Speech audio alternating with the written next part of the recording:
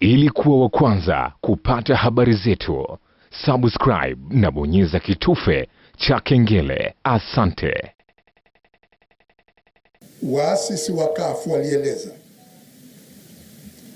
sisi wa Tanzania tuliokutana Dar es Salaam kwa muda wa siku mbili, tarehe 20 mpaka 21 Novemba 1992, tunaamini kuwa haki za binadamu na haki za watu kama zilivyotangazwa katika tangazo la haki za binadamu la Umoja wa Mataifa na hati ya Umoja wa nchi huru za Afrika juu ya haki za binadamu na haki za watu ndiyo msingi wa sheria na kanuni zinazotakiwa kuongoza nchi. Tunasisitiza kuwa ni jukumu la chama chetu pale kitakapopata imani ya Watanzania walio wengi kujenga nchi yetu upya kwa kuthamini ubinadamu, utu wa mtu binafsi na wa nafasi ya kila mtu, kazi, uzoefu wake, ujuzi wake, ubunifu wake, elimu yake na juhudi yake kama mwananchi wa Jamhuri ya Muungano wa Tanzania, na kwa kutumia utajiri wa mali ya asili ya nchi yetu iliyopo angani, nchi kavu na baharini, ili kutekeleza sera ya chama ya ustawi na wa maendeleo ya kila Mtanzania wa bara na wa Zanzibar katika ukamilifu wake wa nafsi yake, kiroho, kiakili, kimwili, kitabia na kijamii. Mwisho wa kunukuu tamko la waasisi wa chama. Lengo la waasisi wa CUF kuanzisha chama cha siasa ni kupata ridhaa ya Watanzania kupitia uchaguzi ili kutekeleza sera ya kutumia utajiri wa nchi yetu kwa manufaa ya wananchi wote. Serikali ya CUF itatekeleza sera zitakazohakikisha hatua kwa hatua kuna kuwepo na haki sawa na furaha kwa wananchi wote. Malengo ya maendeleo endelevu yaliyokubaliwa na Jumuiya ya Umoja wa Mataifa yenye nia ya kufuta umaskini katika nyanja zake zote ifikapo mwaka 2030 yalikubaliwa na Umoja wa Mataifa mwaka 2015. Yana nia ya kutekeleza kwa vitendo haki za kiuchumi, kijamii, kisiasa na mazingira zilizoainishwa katika tamko la ulimwengu juu ya haki za binadamu. Hata kabla ya malengo ya maendeleo endelevu kukubaliwa na jumuiya ya kimataifa, sera za CUF za haki sawa kwa wote zilijikita katika kufanikisha malengo hayo haraka iwezekanavyo. Hivyo basi, ilani ya uchaguzi ya CUF itazingatia kwa karibu malengo ya dunia ya 2030. Malengo hayo ni kuwa kwamba ifikapo 2030 katika nchi za dunia ikiwemo Tanzania pasiwepo umaskini, pasiwepo na njaa, wananchi wote wawe na afya na hali bora, waweze kupata elimu bora, pawepo na usawa wa jinsia, wananchi waweze kupata maji safi na salama na pawepo na mazingira yenye usafi, wananchi wapate nishati safi yenye gharama nafuu, kuwepo na taratibu za kuongeza ajira stahilifu na ukuaji wa uchumi, kujenga viwanda, kuwa na ubunifu na miundombinu ya kukidhi mahitaji ya wananchi, kupunguza tofauti za mali na vipato, miji yetu iwe miji endelevu, matumizi na uzalishaji bora ambao unazingatia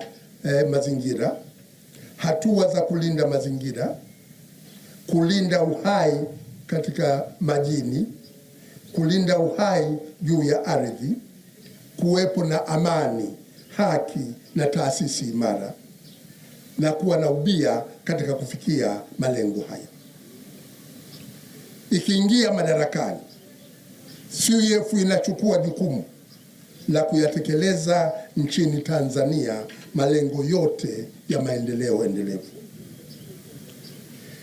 Hivi sasa ni miezi 8 imebaki kabla ya kufanyika uchaguzi mkuu Oktoba mwaka huu.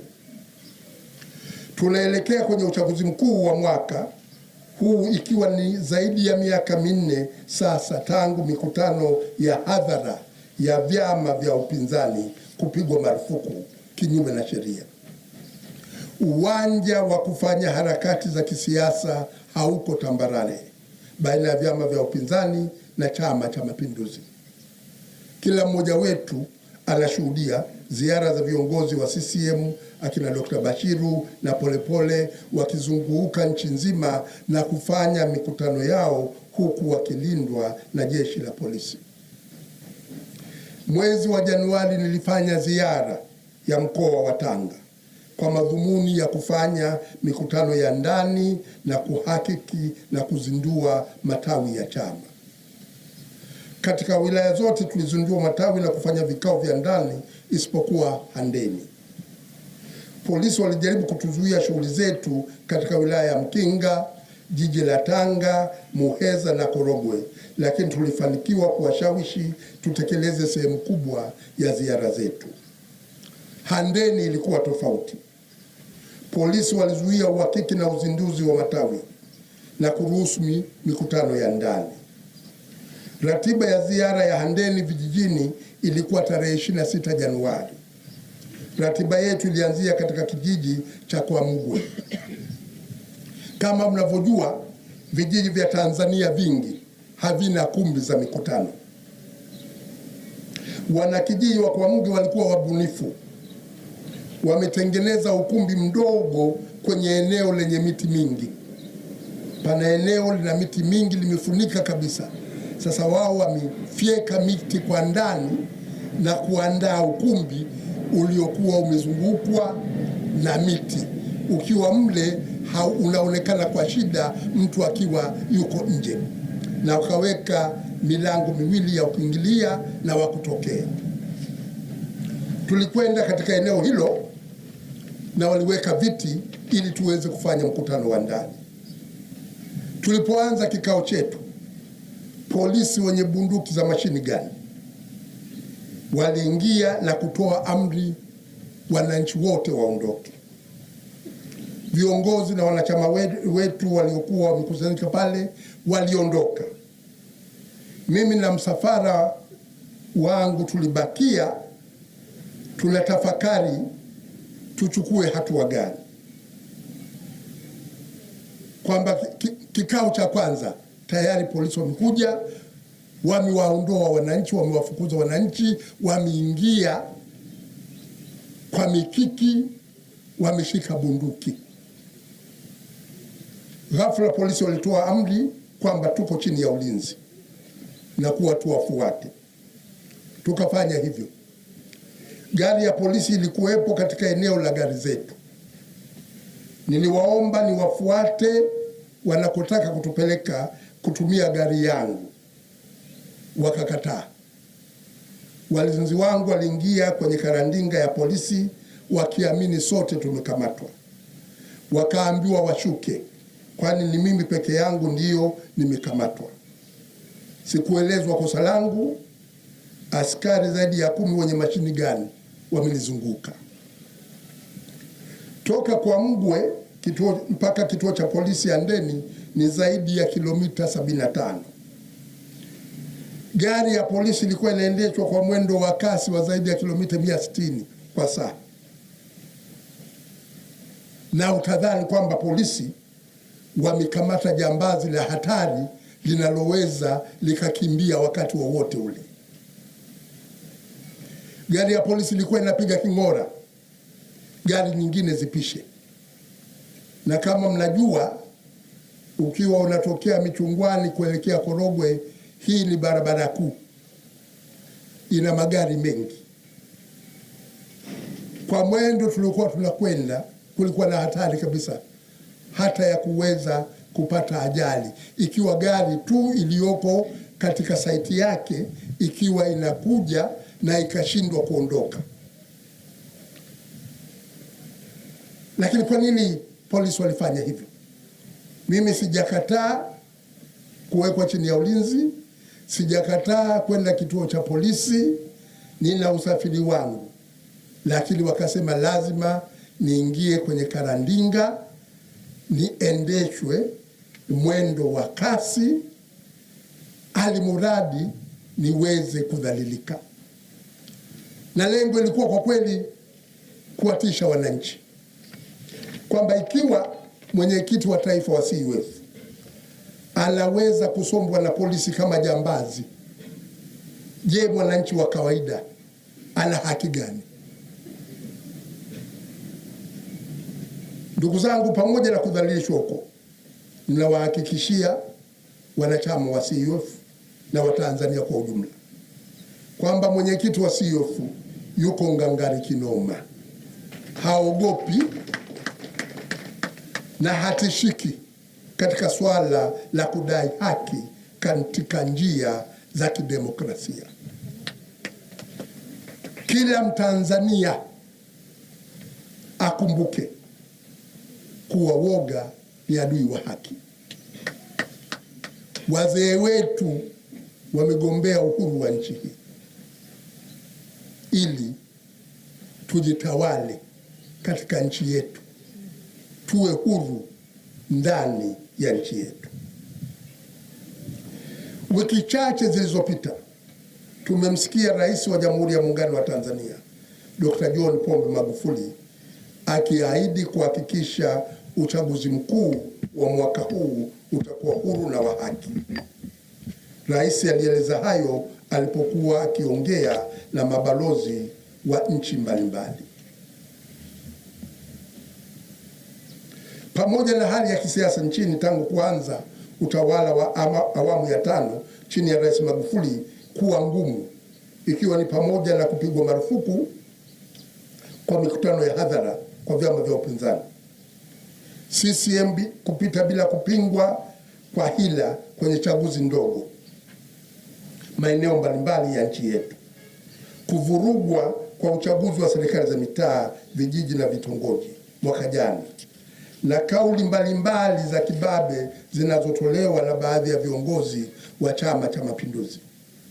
Mimi binafsi siibezi kauli ya Mheshimiwa Rais. Kwenye mkutano wake na mabalozi angeweza kuwaeleza kuwa Tanzania ni nchi huru na hawana haki ya kuingilia mambo ya ndani ya Tanzania. Badala yake katamka kuwa uchaguzi wa Oktoba 2020 utakuwa huru, wa haki na wa amani. CUF, chama cha wananchi, kimefarijika na kauli ya Rais kuhusu kuhakikisha uchaguzi mkuu ulio huru na wa haki. Uchaguzi huru na wa haki utasaidia sana kujenga na kuendeleza amani na utulivu nchini. Tunaamini Rais hayupo tayari kuiingiza nchi kwenye machafuko yatokanayo na uchaguzi usio huru na wa haki. Mara kwa mara Mwalimu Nyerere alisisitiza kuwa haki ndiyo msingi muhimu wa amani ya kweli. Kwa kuzingatia hayo na kwa kuzingatia ukweli kwamba Rais ametuhakikishia hilo mbele ya wanadiplomasia, tunawajibika kuamini maneno yake. CUF, chama cha wananchi, kinatoa wito kwa Rais kutembea kwenye maneno yake.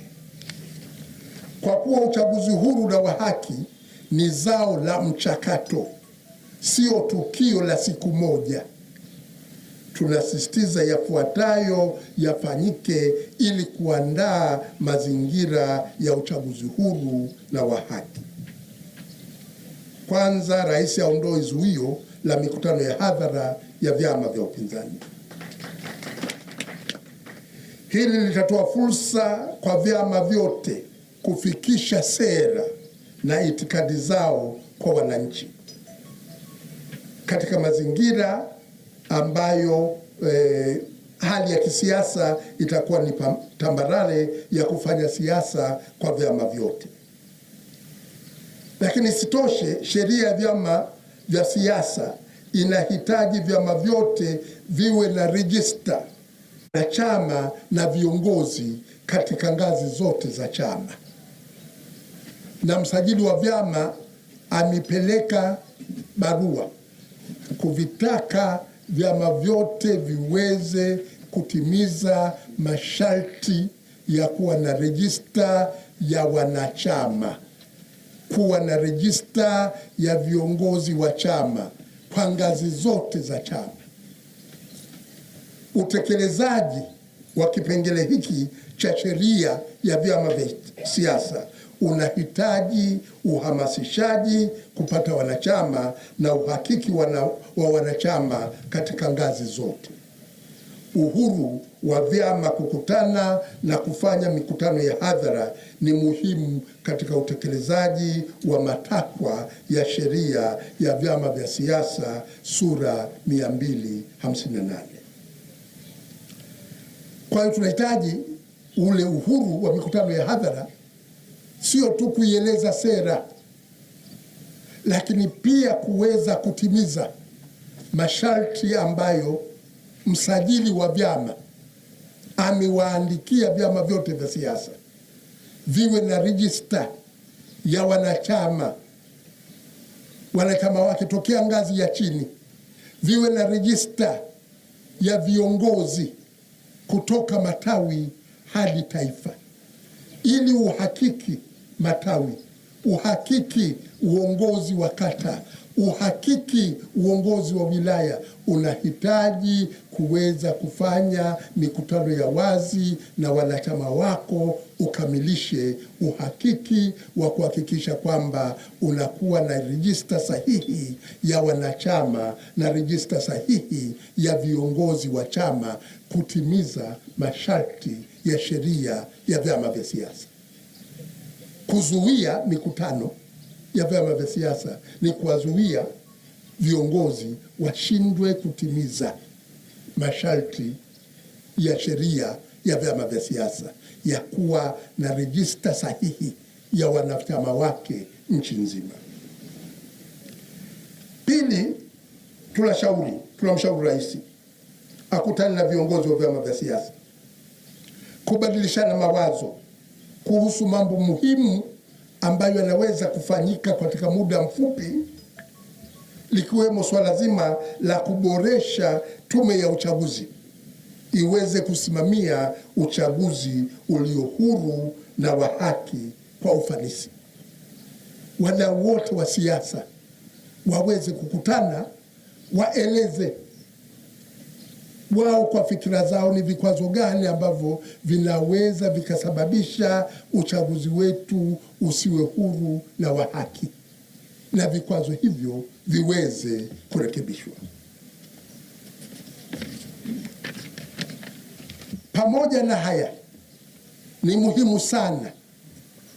muhimu sana kwa Watanzania kwa ujumla, na hasa wanachama na wapenzi wa CUF kutambua kuwa mchakato wa kudai na kujenga demokrasia utafanikiwa kwa kushiriki katika siasa hata kama mazingira ni magumu.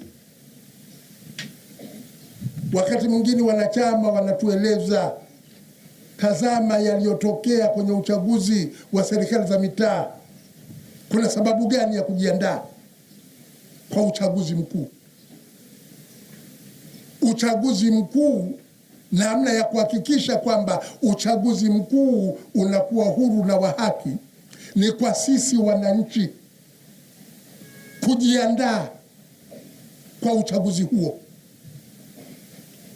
Ni kwa sisi wananchi kujitokeza na kuwekania kugombea nafasi mbalimbali. Ni kwa sisi wananchi kuonyesha piga ua, uchaguzi huru lazima uwepo. Hiyo ndio njia pekee ya kuhakikisha kwamba uchaguzi ulio huru na wa haki unapatikana. Lakini ukikata tamaa kwamba uchaguzi hautafanyika, ukifanya hivyo unawasaidia wale ambao wanataka kuiminya demokrasia. Ungangari wetu ndio utakaobadilisha mazingira. Lengo la waliovuruga uchaguzi wa serikali za mitaa, vijiji na vitongoji ni kuwakatisha tamaa wananchi wasishiriki kikamilifu uchaguzi mkuu. Ukikata tamaa na kususha kushiriki, unawasaidia wale wanaotaka kuikandamiza demokrasia. Katika swala la kujenga demokrasia, ushiriki kwenye shughuli za siasa ni jambo la msingi. Baraza Kuu la CUF, chama cha wananchi, limeshaamua na kusisitiza kwamba chama chetu kitasimamisha wagombea nchi nzima kwa nafasi zote. Nataka kusisitiza tena, CUF itazingatia na kufuata taratibu za katiba ya CUF, sheria ya vyama vya siasa, sheria ya uchaguzi ya Jamhuri ya Muungano wa Tanzania na sheria ya uchaguzi wa Zanzibar, na tutateua mgombea urais. Tutakuwa na mgombea urais wa Jamhuri ya Muungano wa Tanzania. Tutakuwa na mgombea urais wa Zanzibar. Tutakuwa na wagombea ubunge majimbo yote ya Tanzania bara na Zanzibar. Tutakuwa na wagombea uwakilishi majimbo yote ya Zanzibar. Tutakuwa na wagombea udiwani kata zote za Tanzania bara na wadi zote za Zanzibar. Kwamba swala la kugombea nafasi zote tayari Baraza Kuu limeshaamua, piga ua. Tutakuwa na mgombea wa urais wa Jamhuri ya Muungano wa Tanzania. Tutakuwa na mgombea urais wa Zanzibar. Tutakuwa na wagombea wa ubunge, wagombea wa uwakilishi, wagombea wa udiwani. Na ndugu zangu, tunaingia kwenye uchaguzi sio kushiriki tu, bali kwa lengo la kwenda kushinda. Ndugu zangu, ukipita maeneo, na mimi nimezunguka kidogo, Watanzania wanalalamika kila eneo, vyuma vimekaza. Sera za CUF za kuongeza mzunguko wa fedha, kulipa wanaoidai serikali kwa wakati, kuongeza mishahara ya wafanyakazi, kuweka mazingira wezeshi ya uwekezaji na kufanya biashara, kuwa na sera zinazotabirika, kuwapa wakulima motisha na bei nzuri kwa mazao yao na kuwa na masoko ya uhakika ya mazao yao na kupata pembejeo kwa wakati. Sera za CUF ndiyo girisi ya kulegeza vyuma vilivyokaza. Sera za CUF ndio zenye mwelekeo wa kujenga uchumi unaoongeza ajira, utakawapa furaha wananchi wa Tanzania. Sera ya haki sawa na furaha kwa wote inalenga kujenga nchi inayoheshimu haki za binadamu, inayotekeleza utawala wa sheria kwa vitendo na kukuza uchumi unaoongeza ajira kwa vijana wetu. Tunatoa wito kwa wanachama wetu wenye nia ya kugombea nafasi mbalimbali nchi nzima, washirikiane na viongozi wa ngazi husika kujenga chama, wakati tukisubiri mchakato wa ndani ya chama utakaotangazwa na vikao mahususi muda ukifika, wa namna ya kupata wagombea wetu kwa mujibu wa sheria ya chama chetu, katiba ya chama chetu, sheria ya vyama vya siasa na vile vile sheria za uchaguzi za nchi. Ili kuipata haki, inatubidi tuwe ngangari kinoma katika kujiandaa na kushiriki kikamilifu katika uchaguzi mkuu 2020. CUF chama cha wananchi kinaendelea na ziara za ujenzi wa chama maeneo mbalimbali, na msafara wa mwenyekiti kuanzia kesho utaelekea mikoa ya kaskazini nchini kwetu ili kuweza kukamilisha, na tunahitaji kabla ya Juni mwenyekiti wa taifa aweze kuwa ametembelea mikoa na wilaya zote za Tanzania. Tunakumbusha kwamba jukumu la jeshi la polisi sio kukilinda Chama cha Mapinduzi ili kising'olewe madarakani. Hivyo basi, liache kabisa kubughudhi na kuvuruga mikutano ya ndani na matukio ya uhakiki na ufunguzi wa matawi itakayokuwa inafanywa na chama cha CUF nchi nzima. Hatuwezi, na tumpewa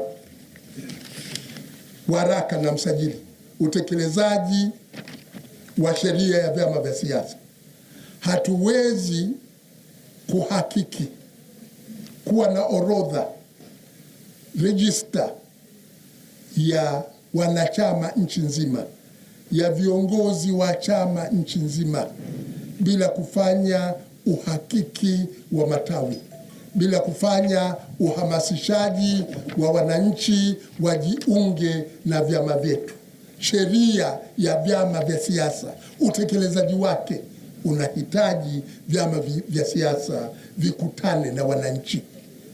Sasa muwezi kwamba sisi tunaenda kutekeleza sheria ya vyama vya siasa, polisi badala ya kulinda mali za wananchi wanakuwa wanatumia muda mrefu kumfuatilia mwenyekiti wa CUF anapohakiki matawi na kuzindua matawi.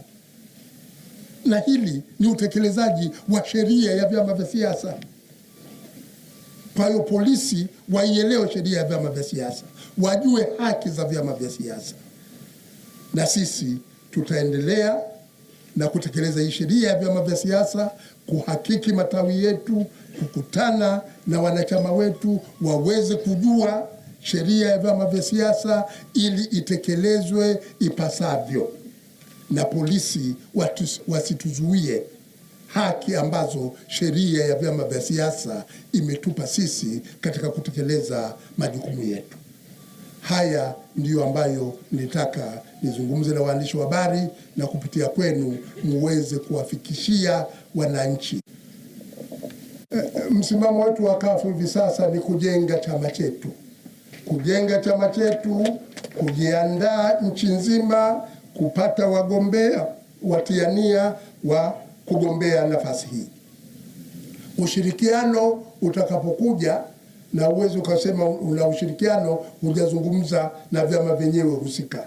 Ushirikiano utakapokuja, ushirikiano wenye nia ya dhati ya kuweza kuing'oa CCM madarakani, sio ya kusubiri mabaki au nani atakayetemwa na CCM aingie katika ushirikiano wa vyama. Sisi tunaamini kabisa katika upinzani tuna watu wagombea wazuri wa urais, tuna wagombea wazuri wa ubunge, udiwani. Hatusubiri, sio utaratibu wa kufanya umoja wa kusubiri nani atakayetemwa na CCM, nani atakayeinguliwa na CCM. Kwa hiyo tutashirikiana na vyama ambavyo vina nia ya dhati ya kuweza kuleta mabadiliko ya kweli. Lakini kwa sasa kazi yetu ni kukijenga chama chetu, kukamilisha mahitaji yote ya sheria ya vyama vya siasa, na kuhakikisha kwamba tunawatia nia wa kugombea nafasi za udiwani, ubunge, uwakilishi na uraisi maeneo yote ya nchi yetu.